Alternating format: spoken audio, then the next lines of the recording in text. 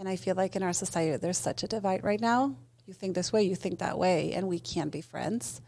And I would hate for our kids to live in the world like that, or for them to start seeing the their world relationships like that, or the world that way. So I think as parents, as educators, as leaders, we have this huge responsibility of making sure that we help the next generation be better than we are. Absolutely. So from the multi-language learner perspective, when we have all those babies, immigrants that come to the U.S., and we nurture their love for learning a second language and allow them to flourish, that's one piece of equity. But even our most marginalized kiddos in the socioeconomic ladder, those who don't have anybody that reads to them at home, or those who don't have anybody who speak eloquently to them when they're explaining a question, those kiddos also need language development. And I always think of equity in relationship to how proficient a kid is expressing their world and their ideas in a language, whether it is their native or not. I work in the multilingual education department. People know it as MLE. It used to be ELA. I've been with MLE for 8.5 years, almost 9, coming this summer. I started as an instructional coordinator, where I mostly supported elementary schools in strengthening their bilingual programs. That's with 10 lead, small 10 lead, dual language. And I've been doing a lot of work, and that's what connected me with CMS for years, both in the capacity of doing some work for dual language and training teachers in Project LAN, which is a program that gives teachers a lot of strategies to make content more accessible for multilingual learners. So a lot of the work that I've been doing for the last 9 years after being in the classroom for almost 10 has been working with teachers who support multilingual learners in making sure that instruction is effective for them, always with the student at the center. And then this new leadership role that you're talking about is 6 months ago, I became the very proud director of the program design and development team, where I oversee 2 teams. One is bilingual programs for K-12, and the other one is ELD and ICLD, newcomers, and all the things that have to do with English instruction for multilingual learners. Wow. So it's a lot of work. It's a lot of projects and work that go into those 2 big buckets. But in my opinion, it's something that makes a really big impact on not only our students, but their families. So it's a way for me to continue to support my colleagues in making sure that what we do has the greatest impact, and we really get to help teachers be at their best. What do you think the main differences are from what you're doing this school year and what you were doing before? The main difference is how much time I get to spend in schools, maybe in classrooms. So as an instructional coordinator, I always used to say that I had this great balance between being in the office and being in school supporting teachers and working with leaders. Mm-hmm. So I had some projects. I did biliteracy content lead work. I did GLAD work. I did small 10 lead work. So it was a really great balance between planning for resources for teachers and training for teachers and developing resources and training sessions that we do throughout the year, and being in schools, helping teachers plan, see how things are going in action, and then providing some feedback, doing a little bit of coaching and supports, joining our instructional specialists, making sure that we understood how schools worked as a whole and where our supports fit within the schools. One of the biggest projects that we've had for a few years, we're going on 6 years, I believe, is the Biliteracy and Language Content Lead project. And this is something that was born kind of like we saw the need. And I want to give kudos to Lindsay Armstrong, one of my managers, because she's the one that really pushed for this to happen. And now it's this huge initiative. We saw the need in building capacity across the district, because we know that the support that we can give from central office is not enough. We don't get to be in every school every day, or get to meet with every ELIS team or every math team or every ELD teacher. So this is a project that really helps us identify 1 or 2 teachers in every building, in every in-program school across the district. It's an optional thing. We just provide funds to support this project, and leaders get to opt into it. And then we work with those content leads. We call them the MLE content leads, or biliteracy and language, and making sure that we support them in understanding the strengths that they have as a school, where there's opportunities for growth, and how they can support their teachers in improving either their bilingual programs, whether it is Tenley or dual language, or how they can help improve ELD practices, ICLD practices, how to progress monitor for language. So there's a lot of things. I feel like I mentioned this project because it hits so many things. Yeah. There's a lot of things that we can do. So we are in very close collaboration with our other big team, which is instructional specialists, our partners, who work more with school leaders and collaborative directors in making sure that schools are on track to being effective. So a lot of those things that we're doing, making sure ELD is effective both at the elementary and the secondary level, just trying to spread our collaboration with other departments in terms of special ed, GT. So we're trying to make sure that MLLs are considered in every aspect of education. It sounds like a very rich and also complex project to manage and to lead from your capacity. And one of the super cool things about you, now that I have had the privilege of knowing your work and also personally for 5 years, is that you are definitely very passionate about this work. You care a whole lot. Where did this passion start? I wonder if you can walk us as far back as you can to your story, and how you came up to be sitting here today as the director of the program design team. How did it all start for you? Let me start with saying thank you, because I take that as a huge compliment. I'm glad people can see my passion, and I love the work that I do, and I'm glad it comes through. So it all started in Argentina. I was born and raised in Argentina from an Italian dad, a Peruvian mom, and if I can give kudos to anyone today is to both of those people.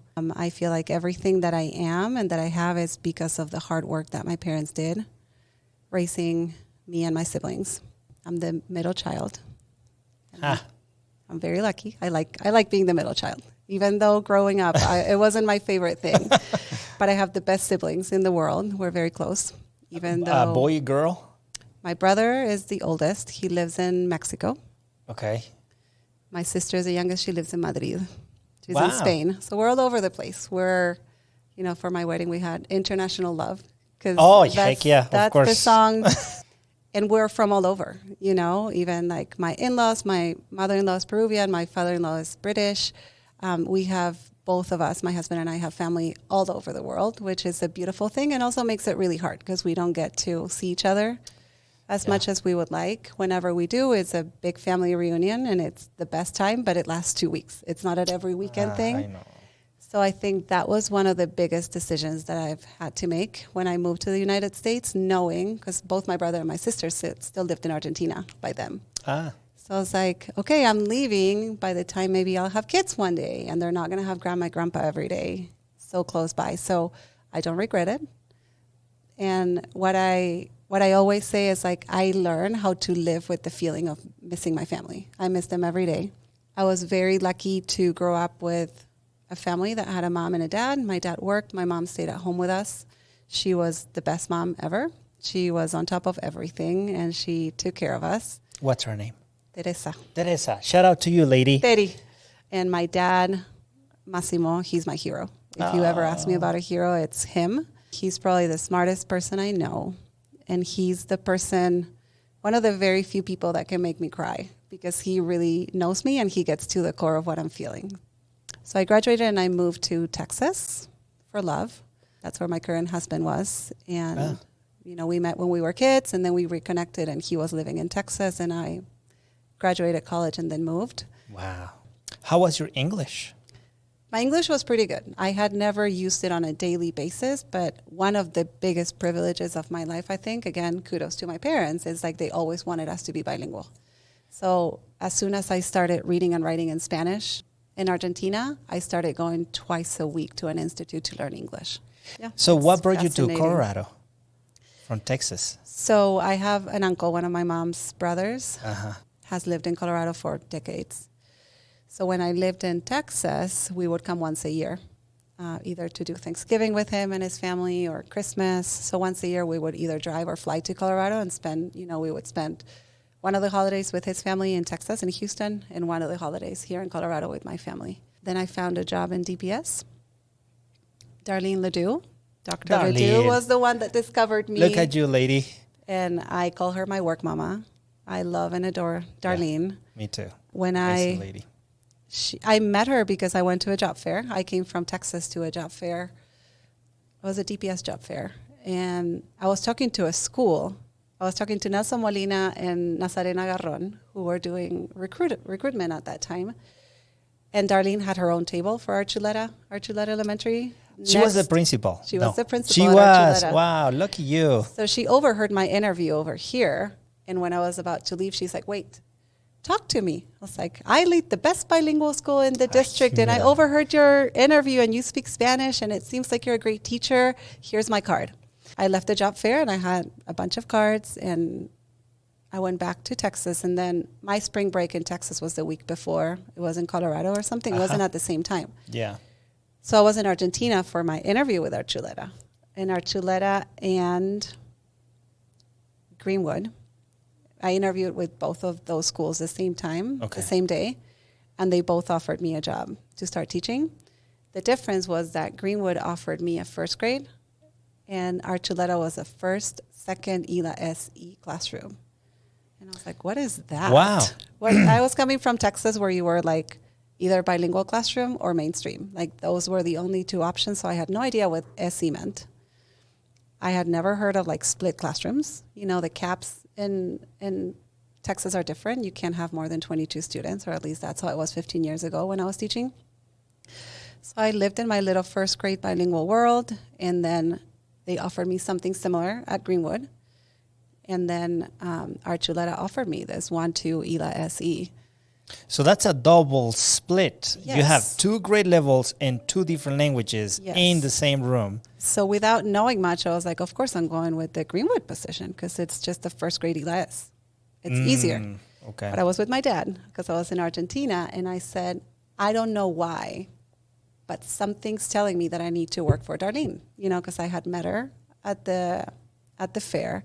She had reached out to me, and she was like, you need to come to my school.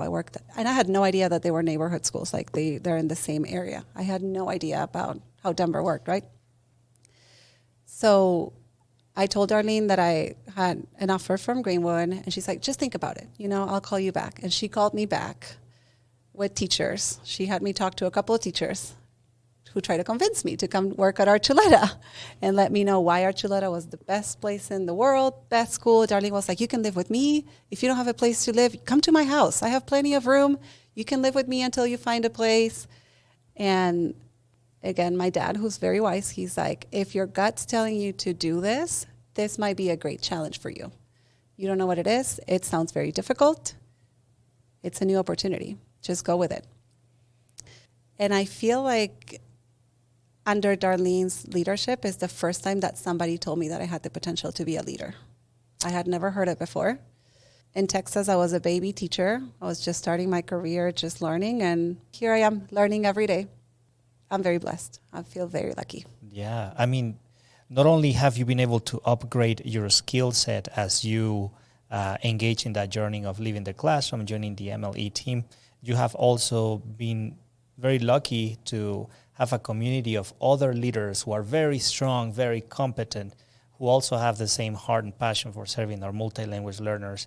So the way you describe it sounds like the right place to be. 100%. I can't think of a better department, and we collaborate with a lot of departments, and they all have their strengths. But I don't know if there's another place like MLE where, you know, we call it family. Yeah. Family. Yep. And it makes sense. And I think it's because it's a group of almost 50 people who really, really care about the work that we do. We all have different skills. We all have different strengths. But I think the level of caring, compassion, empathy that we have in that department, hopefully that's what schools see. That's hopefully what the districts see, that any work that we do, students first is a value that we don't take lightly. That MLE department is definitely one of those departments where you live the value in many other capacities, not only as a professional. If I were to highlight something about the MLE team, it is that. I'm so glad you say that, and that's what comes through, because that's what we believe. And all the work that we do is center on students. We want to make sure that they're successful. I mean, look at Nadia. Yeah. She was a mom here at CMS. Para. For a long time. She was a para before she was a mom. A teacher. A teacher. So, and she believes, in the multilingual education herself, her own story. By the way, I'm sure you watched the podcast I did with her, and that heart comes first when it comes to serving our multilingual learners population. I'm very curious to see from your experience, from your perspective, from your wisdom, what equity is for someone like you. If we're talking about making sure that students get what they need and we meet them where they are, that's what we do for our multilingual learners, right? For multilingual learners who are in English classes, for multilingual learners who are in bilingual classes, for students who are in dual language classrooms, whether Spanish is their first language or not, for our newcomers, for students who are long-term ELs. What kind of services are we providing to make sure that they get the best education and the best resources and that their teachers are trained? So that's the easy answer, I think. That's work that we've been doing for years, work that we really care about. And then when I think about equity, and if we think about giving kids what they need and giving every child what they need, I think what we really need to focus on is on spending the time to get to know our students. Mm-hmm. I think that's a piece that is not the easiest to achieve. And I remember I read a book, I think it was my first year of teaching, and it was called There's No Shortcuts. And it's about this teacher in LA who takes on this really rough group of students who had all kinds of different needs. Socioeconomics, academics, there was a lot of trauma. And he said, I'm just going to get to know who my students are. That's the only way I can give them what they need. So when I think about equity and some of the practices that we have in place, are we really making sure that we get to know the whole child? Because if we really believe, we think about that visual, like equality versus equity, right? Not everybody needs the box to stand on. Some people need 3 boxes to stand on, make sure they can see the baseball field. If we really want to make sure that we are servicing the whole child and the students are learning in the way that they need to learn based on who they are, their home life, their language, their academics, their level, their achievement level. Do we know who that kid is? Because I think that very oftentimes, for very good reasons, we look at some of their identity markers and we leave some out. Mm-hmm. So I think if we really want to serve our students and make sure that they're successful beyond the grade level that I'm teaching, beyond school, if we want them to be successful in career and life, do we get to hit that child with everything that they need? And I say it's not easy because it requires a lot of work. It requires a lot of communications between teachers and families. Home visits was one of the best things that I ever did in my career. I was very blessed to have the time. I didn't have kids when I was in the classroom, so I got to visit every one of my families twice a year. Wow. Every single family. So I think those are things that we can't stop doing, and we have to continue encouraging teachers and leaders to work on those projects, because I understand the pressures that we have in the classroom, achievement. We have to do testing. We have to show how much our kids can do. But if we're not approaching it from the whole child perspective, we're missing. We're always going to have kids that fall through the cracks. And I think as a former teacher and a lifelong teacher, I've been guilty of having so many kids fall through the cracks. I always say, especially my high achievers, I feel like I was very good at differentiating from my lower achievers because they needed me more. Yeah. But now I think I was like, but that kid was so gifted at writing. Did I really spend time to help them grow? Yeah. Just because they were reading above grade level, was I spending the time that they needed to really work on their comprehension, really explore what they love reading? I don't know if I had the time to do it. So I feel like I kind of failed them. But I feel like if we don't really get to know who our students are, like one teacher at a time, get to know your kids. And I know it's hard. And I know I watch all your podcasts, so I know class sizes is an issue. When you have 35 kids, it's really, really hard to really get to know all your students. You get to spend time with every family. But I think if we do at least a little bit of an effort, and I'm not saying teachers don't make an effort because I know they do, but I think if we put it, it's an expectation within the system that we service our kids as whole children, and that's where equity will come. It's like, yes, you are Hispanic. Yes, you are Black. You have these markers that historically you've been underserved, or you might need something different. I feel like your race is a huge piece of who you are, and we need to pay attention to that. But there's so much more. That's one little piece of who people are. Yeah. And I'm very proud of being Latina. I love it, you know? Of course. And I still remember I remember exactly where I was and who said it the first time that somebody told me I wasn't white. When I first came to this country, it was like this guy that said, but you're not white. And I looked and I was like, what do you mean? Like, how much whiter do you want me to be? Yes. But because I was coming from a country where like we all kind of look the same. Yeah.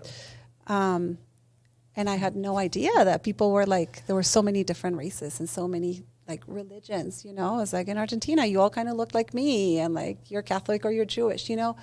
There was a whole new world that I had to learn and that I'm continuing to learn about. There's so much. I feel like all this equity work that we have been doing in DPS has really helped me reflect on so many things about like my own biases and understanding who I am. What are my identity markers? Who am I? Like what makes me who I am because of my race, because of my ethnicity, because of how I grew up, where I grew up, who raised me. So I think these are all things that makes us who we are, and we're all unique. And that's the most beautiful thing that we have as human beings. We're different. We all also, like as a group of educators, we have this common love for kids, and we want them to be successful. Right, so I think if we continue to work together and work on like really celebrating where we're alike, and also celebrating that we're different and it's okay, and learn from each other. Yeah. So I just said a lot, but equity to me, it's really getting to know the child for who they are and making sure that we're doing everything in our power to serve them according to their needs.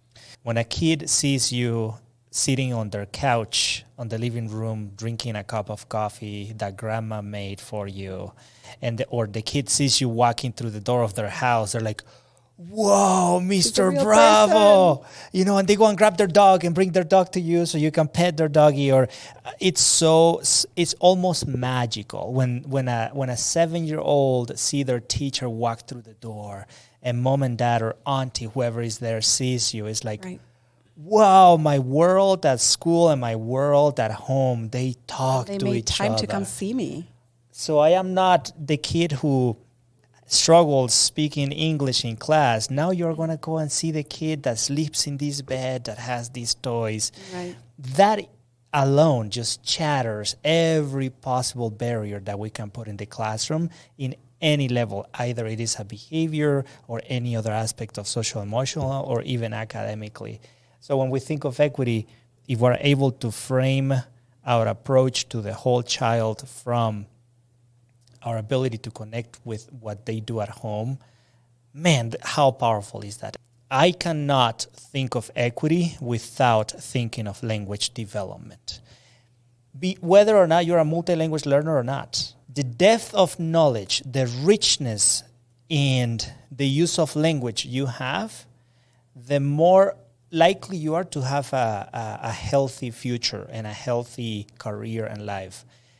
The degree to which you're able to manipulate language to construct ideas, to communicate, to interact with each other, your ability to explore the world through words will automatically and directly condition how successful you're going to be in life. So from the multilingual learner perspective, when we have all those babies, immigrants that come to the U.S., and we nurture their love for learning a second language and allow them to flourish, that's one piece of equity. But even our most marginalized kiddos in the socioeconomic ladder, those who don't have anybody that reads to them at home, or those who don't have anybody who speak eloquently to them when they're explaining a question, those kiddos also need language development. And I always think of equity in relationship to how proficient a kid is expressing their world and their ideas in a language, whether it is their native or not. So, yeah, and something that we always say, and I really believe, is that all our kids come with language, right? Regardless of what type of language, the level of academic language that they hear or not, they have language. They're exposed to language. And I think as teachers, we have this beautiful job, but also it's a huge responsibility to expose them and provide those spaces and opportunities for students to engage in what we're calling really meaningful academic conversations. Those are not going to happen if we don't model for them, if we don't put them in our lesson plans and make sure that we're building the time, we're not lecturing the kids and then expect them to be able to produce the language orally or in writing. So I think there's a big push through, our prior implementation instrument that we're doing with the Wednesday visits. We're really focusing this semester on really those meaningful academic discussions, and that's what we're looking for. So if we don't see them, we can continue, because from MLE, that's one of the biggest projects that we have. We make sure that what we call SERVE or ICLD, making sure that throughout the day our students have language supports, regardless of the content that they're getting, regardless of the language of instruction. If I'm teaching in Spanish to a kid who speaks Spanish, I still have to provide some supports to make sure that they can express their learning beyond just a word, just saying yes or no, or giving me the answer 36, right? I want to make sure that they have opportunities to hear me use the language, to talk to a peer, so they can exchange ideas. We would say negotiate for meaning, right? Like, I agree, I disagree. No, but let's go back to the evidence. Let's solve this problem together and give them those opportunities to really interact with each other, because that's something that they're going to take to beyond school, right? You want to make sure that they can do the same thing with their talking to a sibling about who gets to watch Netflix first, right? Which show is better than another one, when they're at recess, when they go to college, when they're looking for a job. We want to make sure that we really prepare them not only for a career, but for life. So I think I agree with you that that language piece, regardless of what they're exposed to at home, we use everything that they know and we help them grow. The last thing I would mention around equity is the dangers. I know it is useful, but I also know it could be dangerous to reduce a whole child to a few identity markers. For example, our Latino kids, or our Black kids, or our kids on the special education, like when we reduce the entire childhood experience to a few identity markers, we are risking missing all the other elements that make the complexity of that child's experience. When I think of my Latino kids, or when I think of my Black kids, obviously you're Black, obviously you're Latino, but boy, are you something else in addition to that? And how can I explore that in you without getting into the politics or into the challenges that we, the grown-ups, have defining the world for them, and having the risk of mutilating any other possibility for them to see themselves as something else, because we as the adults are in this continuous fight to define them into those few convenient identity markers that match our ideology. And I always think of, yes, fine, obviously you are made up of stories and ideologies. It is impossible for you to not exist without those stories and ideologies. But we have these beautiful little creatures that are going to manifest their perception of the world, and that should be different than ours, because our hope is for them to make the world better than we are making it. Right. So when I think of equity, I also think of the whole child beyond any possibly reductionist way of defining who they are, because we are incredibly complex creatures. And look at you and I. We are probably whiter than half of the U.S. population, and we are not the white right. as defined by whatever ideology defines white people. but how rich it is that we see ourselves as something that doesn't fit here and maybe doesn't even fit there. And then where do we put ourselves within the narrative? And why should I feel that I have to place myself in a narrative? And when I think of myself that way, I think of my kids too. Why should I frame their experience of the world based on the ideology of other people are putting into them? Right. That is so tricky. And you did this, and I was thinking exactly that we don't fit in a box. I remember I had to do my culture wheel when I was doing my master's degree, and I was like, I don't know. Like, this is how I presented myself. And I told that story of somebody telling me that I wasn't white, but I was like, I feel like I am white, I am Latina. I'm both. And people, it's happened to me where people look at me and I was like, but you have an accent, but you look white, but you speak Spanish, but where are you from? What are you? And I was like, I'm a person, number one. Mm-hmm. And yes, I was born and raised in Argentina. You know, my parents are from different countries. My dad is blonde with blue eyes, and probably that's why my skin's lighter. But I am a person. So I choose to see people as people. Absolutely. Every one of their identity markers are important and a huge piece of who they are. But I think I would agree with you that sometimes it can be dangerous when we just try to label kids or adults as just one thing, right? Because we are who we are based on a lot of our things. This color of our skin is one of them. Our ethnicity is another one. Our religion is another one. Where we grew up is another one. So that's why I say that to me, equity has to do with getting to see the whole child and really getting to see who our kids are. Do we need to do some reflecting and making sure that we're paying special attention to some groups? Absolutely. Yeah. But then we don't put all our Latino kids in the same box because they're individual kids with different needs. Yeah, I mean, many people don't know this, but there are 20 Spanish-speaking countries.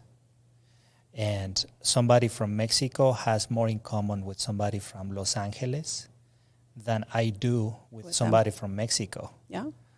I used to think that just because we all spoke Spanish, our cultures were the same.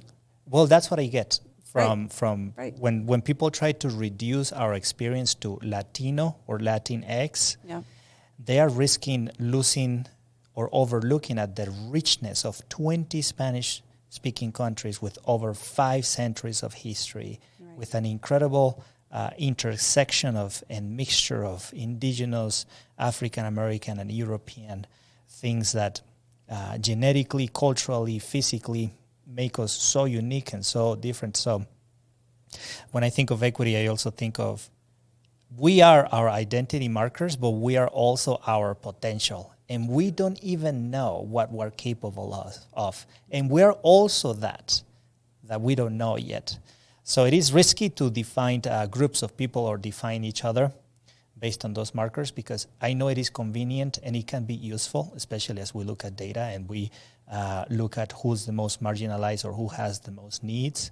But always being open to being surprised or educated or enriched by who you could be that I don't know yet excites me more about equity than defining you even for your own definitions.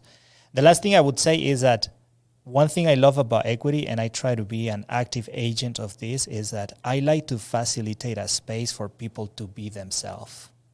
And the more comfortable you are being you in your authentic self, the more successful I feel as a leader.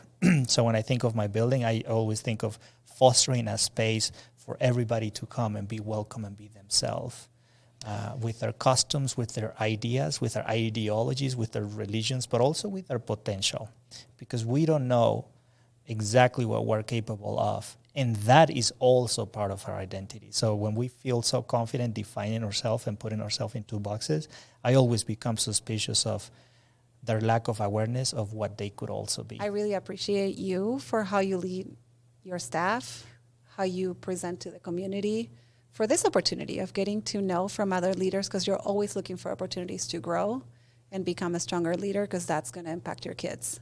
So thank you. Yeah, no, thank you. That's very, very nice of you to say. And I think that is precisely what's going to move us forward as a body of educators and as a profession and as a philosophy. How can we, I always think of myself, what will classroom instruction look like 30 years from now? But I'm thinking about the details. How is the teacher going to stand up in front of kids 30 years from now? What is a lesson plan going to look like? What are the main mechanisms for a kid to learn? What are going to be their identities? I always think of the whole child, the idea of equity. What would it look like? How would it be defined 30 years from now? And I always think of, well, if I'm going to be a leader, then what kind of leader am I going to be 30 years from now? How am I going to get in the bus so I can be better, so I can transform myself? And I learned not too long ago that the best way to transform an environment begins by transforming the conversation. So organizations are a collection of stories, and stories happen through conversations. So the more we transform the conversation, the quicker we transform the environment. And it's funny that you're talking about transforming, because I was thinking about some of the things that you were going to ask me, and we're reading The 4 Pivots, which is a great book that has a lot of things that you can really digest and process and talk to others about. And in the chapter that talks about transactional versus transformative relationships, again, I'm such a people person that I'm all about the transformative relationships. Transactional doesn't really work for me unless I go to the bank. And even I make friends with the person at the bank. And I'm not a chatty person. If I don't know you, it's hi, bye. But when it's people I work with, I really, really believe in investing the time and the energy to get to know the people that you work with, because it's only going to move the work forward. It's only going to make any challenges or problems that come along the way easier to solve. Mm-hmm. So, you read the book and you think about having transformative relationships. It's all about investing the time, being in those uncomfortable places of opening up to someone you might not know, or investing those 5 initial meetings in a meeting, getting to ask the questions about your kids, how are you doing? Or who are you, right? Getting to know each other, because I interact with a lot of people every day, right? Whether it's through email or a phone call or a meeting or going to a school. And the best relationships and the best projects that I've been part of is because we took the time to build the trust all the time to work together. And I remember with you, for example, I remember our first interaction is you left me a voice message on my phone, and you were hi, Valeria, I'm Nestor. I'm the new principal. I knew who you were by name, but I had never met you. And I was oh, he's cool. He took the time to leave me a message, not just an email or a text, which I do sometimes. Mm-hmm. I was okay, I heard his voice. He sounds really enthusiastic to meet and talk about whatever we had to talk about. So I feel just that little effort, to reach out to someone and leave a message makes a big difference. And I believe that that's the type of relationships that teachers should have with students and with families. I always look at myself as a leader in that same sense, my ability to see parents and teachers for the whole self. I tell people that the school is my classroom, right. And I treat my teachers exactly how I would like for them to treat their students. So there is not a value that I have for the school that I don't try to embody. Because at the end of the day, they're going to learn math and science and reading and writing and Spanish and English, but more important than that, they're learning how to be human beings, right, that interact with each other. And if I'm an effective principal but a bad person, I don't know if that is possible. That takes me to the next topic of conversation. I wonder if you have more people in your life like Darlene and your dad that allow you to reflect on what the great attributes of a great leader are. So when you look back at your life and your role models and everybody you've worked with, all the amazing people in the MLE team and all the principals you've seen, are you able to maybe point at a few characteristics of what a good leader is, in your opinion? The human side that they bring to the work. And that's connected to transactional. I think I've been pretty lucky that I haven't really worked with any leaders that I felt didn't care about the work. But I have worked with some leaders that were a little bit more transactional, right? This is what we're doing. Go do it. And even though it's not the quality that I might appreciate the most, I'm watching. And I was like, that's not the leader I want to be. So having the ability, that warmth, and being a human and being empathetic and really caring about the people, it's something that draws me to a leader and wants me to get closer and learn from them. Their commitment to the work, that passion that you talk about, you can tell right away if somebody's doing the work for the right reasons or if their heart is in the right place. For sure, makes a difference. And then as you were talking, yeah, my dad is amazing at everything that he does. He's a hard worker, he's smart, he's curious, he reads a lot, he can interact with anybody. He's also very opinionated, right? Like he's sometimes not easy to deal with. He's el Tano. El Tano. El Tano. The values that he instilled in us, both him and my mom, primero el deber, después el placer, right? You get things done. You do what you need to do. If you commit it to something, you get it done. And then you do whatever you want with the time that you have left. You pay your bills, then you do whatever you want with the extra money, right? Like those are all values that I learned from my parents. But I have to mention Mr. Price. He was my first principal in Texas. Oh, Mr. Price. So Mr. Mitt Price was my first principal at Beaver Technology Center. And I remember he found me at the job fair. He offered me a job position. I went to the interview. I went through the interview. God knows what I told him because I knew nothing. But he said, I'm hearing you talk, and I also have a first grade opening. And I think that you like the lower grades better. I was like, oh my God, yes, give me first grade all the way. So I taught first grade, and I remember him telling me, like walking down the hallways and him telling me, Valeria, you're a natural. Like you keep saying that you have no experience, but you are a natural teacher. And I remember thinking to myself, wow, he really trusts me because he doesn't come to my room a whole lot. He has no idea what I'm doing. Again, I was very lucky to have a supportive team, so they could guide me. They had been teaching for a long time, but I was the only bilingual teacher. One bilingual teacher, two English teachers. And they helped me, they supported me. But you know how it is. The bilingual world is different. They're following a curriculum, my pace is different, or I'm looking at different stories, or, you know. And Mr. Price would come, and when I had one-on-ones with him or mid-year conversations, whatever, he's like, okay, how are you doing? How are you feeling? You are good at what you do. Keep learning. And that's what he would tell me and give me like very specific feedback that helped me. I learned like the best lesson. He observed me one time. I think it was my very first evaluation, kind of leap. It was the type of observations that they did, but it was always a principal. And he came to my first grade classroom, and I gave my kids some little dice with like syllables or something, and they had to play a game. And being the rookie teacher that I was, I gave them the things before I explained what they were going to do with it. So of course they were playing. Like they were super, like they were not focused on me. They had no idea what they had to do. So the lesson pretty much flopped. It wasn't great. And then I met with him, and he's like, I'm going to come in again, but I wanted to give you this feedback. He said, I know that you're a new teacher. You're very good at many things. Your kids are loved. They have really good manners. They're learning, blah, blah, blah. But you never give them like a toy before you tell them what they're going to do with it, or you model. So his feedback was very specific, very helpful, something that I was able to apply with anything that I did in life. So those are the leaders that I really appreciate, the people who see your strengths and help you grow from it. Yes. And also the people that really trust that you can do the work that you do. And if there's an issue, you address it right away. I really believe that the best leaders are the ones that are always open to learn and being okay with making a mistake and being okay with not knowing and learning. It's part of the process. It's part of the process. And it's not comfortable. It's not fun. It is impossible to know everything. Yeah. That's why you got to assemble a good strategic team of people who hopefully are more competent than you at the specific thing they do. Totally, 100%. If you could change at least one thing in our current educational system and that you could see change within your lifetime, what would it be?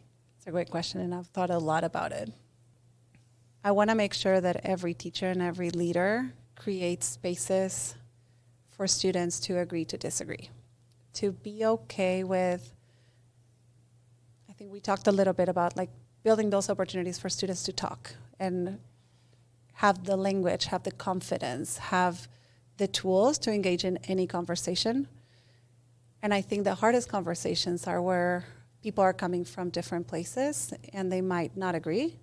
And one might be too scared to say, I disagree with you because of this, or I see things differently, or with the other person not taking that difference very well.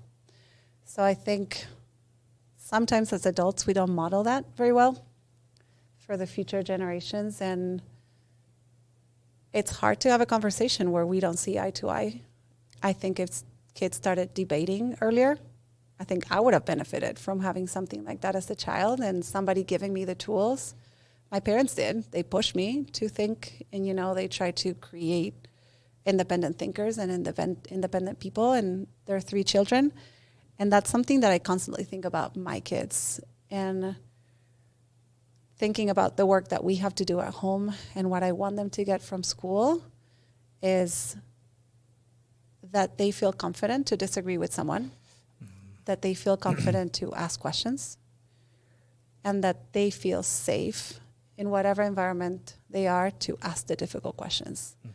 Because I always tell my children, you're going to encounter kids that are nice to you, kids that are not that nice to you, kids that say things that you hear differently at home, right? Somebody might tell you something at school, whether it's a teacher or a student, and you heard your dad or your mom say something different. I want you to be able, number 1, to ask if you feel safe at school. But number 2, feel safe to come and talk to us about it, right? I heard this. Is this true? Is this not? Without being scared and without being a bully, without being rude, you know? So finding the right way for everybody to feel safe and welcome, which is one of the priorities in our district, and I love that we have that priority, and how much that encompasses. There's so much that comes with making sure that we create safe and welcoming environments for everyone, for adults and kids. And that means everybody having an opportunity to have their voices heard. And it doesn't always happen for kids or for adults. I think there's always somebody who says something louder, or it's a little bit more convincing. And being okay with people raising their hand and saying, tell me more about that, or I disagree, or in my experience. So yeah, I think just to summarize it, I want us to teach our kids to be independent thinkers. I want to make sure that our children have the tools and the ability to hear information, process it, and then ask the questions that they need to make their own conclusions. Why is that so important to you? Because I have kids that are growing up in this world, in this country, in this system, in this district. And I think that we're living in a world where there's a lot of opinions. There's a lot of push for everybody trying to think the same way. And if you don't think a certain way, you're the bad person. You're the weird. And that's not okay. I feel like everybody, as long as we do it respectfully, something that I say in almost every conversation I have is it's usually not what you say, but it's how you say it. And I think that if we don't model that as adults, then our kids are watching that. And I want to make sure that my kids, my own 2 girls, have the tools and the opportunities to practice that. And everybody around them have the same opportunities. So they become respectful citizens who can get along with anybody, who feel like their opinion counts, who can have a voice, whatever they want to do in life. And I think it's one of the hardest jobs as a teacher to make sure that we provide the tools for kids to be able to think and ask and be curious and dig into what they really are interested in. And that goes back to that whole child. Do you know who your kids are? Do you know what they're interested in reading about? If they're not paying attention, is it because they're bored? Is it because they're not understanding? Is it because something's going on at home? Is it because they have a different style of learning? So I think it's all connected, and I think it's creating these independent thinkers, but also continue to create these safe environments for kids where, of course, if we have less kids in a classroom, we can focus more and get to know who our kids are, who their families are, and just really provide those spaces. And as leaders, it's on us to make sure that we provide those spaces for teachers to just become confident in providing those spaces and have the tools and the training. Yeah, I could not agree more. I think schools, any school at any level should be a laboratory of ideas where you exercise your thinking in a way that you precisely push those boundaries and you try to create a new landscape of knowledge by challenging things, by questioning, by criticizing, but by not being scared or worried of being defined by the ideas that you're putting out there, because at the end of the day, the more you engage in that intellectual exercise, the more you engage in that diversity of thinking, right, is what takes you farther. I do agree. Not only agree, it's a core belief of mine that when I think as a leader of the opportunity for everybody to express who they are and their true selves, that means everybody and every possible way of seeing the world. I think it's, from my part, I think of myself as somebody incredibly arrogant if my expectation for me to work with someone is for them to think like me. Right. Oh, yes, we're going to work together, and I'm going to let you be part of my team as long as we think the same. When precisely the disagreement and the putting on the table different ideas and point of view is what enriches all of us. That is something embedded on me as an immigrant, as somebody who has lived in different countries, who have experienced life from many different difficult and also beautiful opportunities. I always think of life wouldn't make sense if we all are forced to think like each other. So, yeah. Right. And it's how we approach those conversations. And in order to do that, we need to have the tools, to disagree respectfully, and that's okay, and learn from your perspectives, and that might help me not necessarily change my mind, but understand where you come from. Right? It's like, oh, this is how he thinks, and it's because of this, this, and that. That makes sense. We might disagree, but that doesn't mean that I don't like him because of the way he thinks. And I feel like in our society, there's such a divide right now. You think this way, you think that way, and we can't be friends. And I would hate for our kids to live in the world like that, or for them to start seeing the world relationships like that, or the world that way. So I think as parents, as educators, as leaders, we have this huge responsibility of making sure that we help the next generation be better than we are. Absolutely. Learn from everything that we live through, the good, the bad, and the ugly. Mm-hmm. And how do we turn it into, look, kids, this is what's going to make you a beautiful person, mm-hmm, a successful person. And there's nothing that I want more for every DPS student, and especially my kids, your kids, right? Those that are really close to my heart. Like, I want them to be successful and to feel safe. And it's not easy. Elementary might sound a little bit easier than middle school and then high school. And there's going to get to a point where, like, they hear things they agree with from teachers, from friends, from other adults. And I was like, I want you to be able to have the tools to agree, to disagree, to express and to explain your positions, whatever they are, because I want people to be free thinkers and be able to express themselves and not be scared to. Yeah. So I think we have the job of modeling for our kids and then providing those spaces for kids to talk to each other, to ask questions. Yeah. I discovered this book, 1984. I don't know if you read it. No. Every time you ask me that question, the answer is no. Don't put this on the podcast. You read a lot more than I do. My husband, I think, has read it, and my dad. They talk about that book all the time. I think I have it at home. In the book, there is a tendency. It's not a tendency. It's the idea that is put in the book, 1984, of thought crime. You are going to go to jail and be punished, not by what you say, but by what you think. Right. So Scary. I will police your thoughts. It's not scary. only what you're able to say, but just your thoughts, and I will punish you for that. Also, being an immigrant from Venezuela, I also have seen things escalate super quick. Right. From, you know the signs. you and I agree, we're good. You and I disagree, I kind of don't like you. Then you and I disagree because I am right and you're wrong. Now I hate you. Right. You and I disagree because I'm right, you're wrong. Now, because I am right, you're wrong, I have the moral value that you don't. So I am morally right. And I'm going to tell everybody.